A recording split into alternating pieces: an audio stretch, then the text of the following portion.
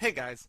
So in the last lesson, we went over site view and topography, how to hide or unhide elements, and how different views in our property browser might have different properties associated with them, especially the properties of the views.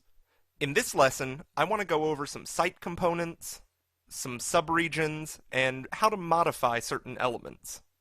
So one thing that I want to do is, let's say all of a sudden, I'm going to add in a couple of doors, and on my floor plan, I'm going to go into the first floor, so I'll have a door there, and let's go ahead and put a garage in going up.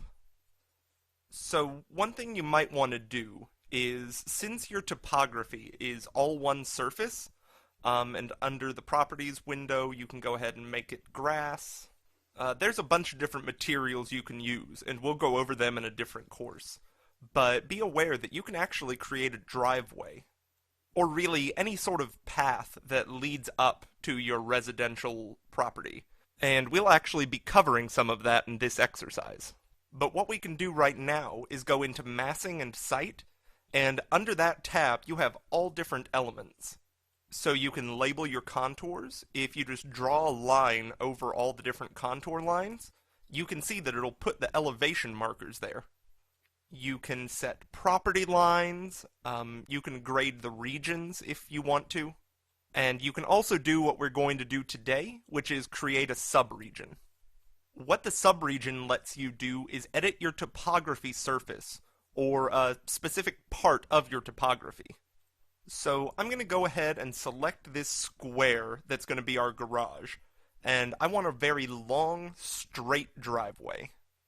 Well, just like in sketch mode, we can select a rectangle, we can make our object, and hit the check mark. And now you'll see that we actually have two elements. And from that, you can select one element and set your topography with one material. And then you can select your subregion, that driveway we just created, and give it another material. So that's just one way of creating subregions within your topography. You can also create building pads. You can create parking components, which if you click on, one of the first things that'll appear is a parking space. So if you're building a commercial structure, you already have parking spaces designed for you that you can lay out. And from there, if you want to change it, you can hit on Edit Type and adjust the values. Also under Massing and Site, you have different site components, like different trees that you can load in. Now in this view, the trees are going to look very blocky and diagrammatic. But if you go into 3D view, well, you'll see that the trees right now look still kind of primitive. But in the next course, once we go over rendering and you start seeing all the different things that you can do, then you'll start to appreciate what they do. Your renderings will be a lot more realistic than just the two planes that you see here. Now if we go back into our level, you can select a building pad.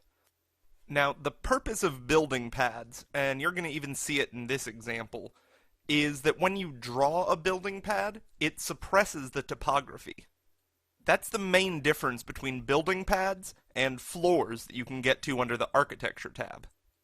So remember that as you're going along. Floors don't affect site topography, but building pads do.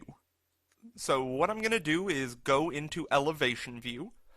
You can see the entire building. So if you look carefully, you'll see that the building is at 0, 0, and the site topography is also at 0, 0. But I want to change that. So I'm going to go into level 1, and I'll click on my site topography. Remember, you're not going to create a new topography, you're going to edit the existing one. So click on that, go to Edit Surface.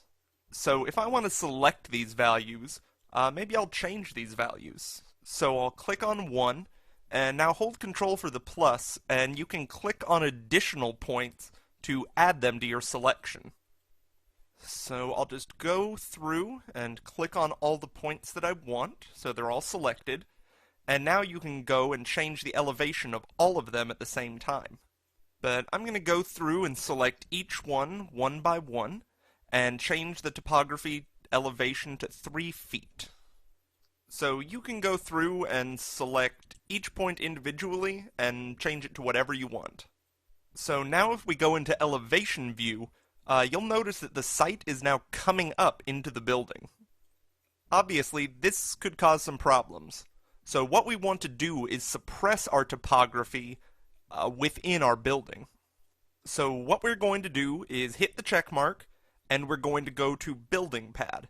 Obviously, the building pad is a pad with a height offset at 0, 0, and that's level 1. So what I'm going to do is click all along the perimeter of my building. Right now I've got line selected, but you can choose any of the options. So we'll go along and we will finish making the perimeter of our building. We'll hit the check mark, but then an error is going to come up that says highlighted elements are intersecting. So remember, these pink lines have to be connected, but they can't intersect or overlap each other. So what we can do is hit split element to separate our elements out, and then we can use the TR command or hit trim in order to trim it. So just select what you want to keep, and then hit the check mark. And so now you can see the topography in the building is gone. If we go into the 3D view, you can see the topography goes all along the building, but, and I'm going to try and scroll this up, I apologize for the lag. Okay, scrolling. Alright, and you can see that it doesn't go inside the building.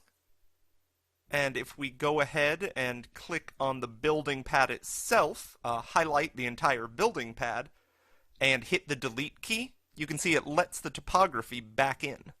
Now if you're in the 3D view trying to select individual elements and you're having difficulties, one thing you can do is just highlight everything and then hit the filter button up at the top of the screen. There's also another one down at the bottom of the screen you can hit, but whichever you choose, it'll bring up a dialog box.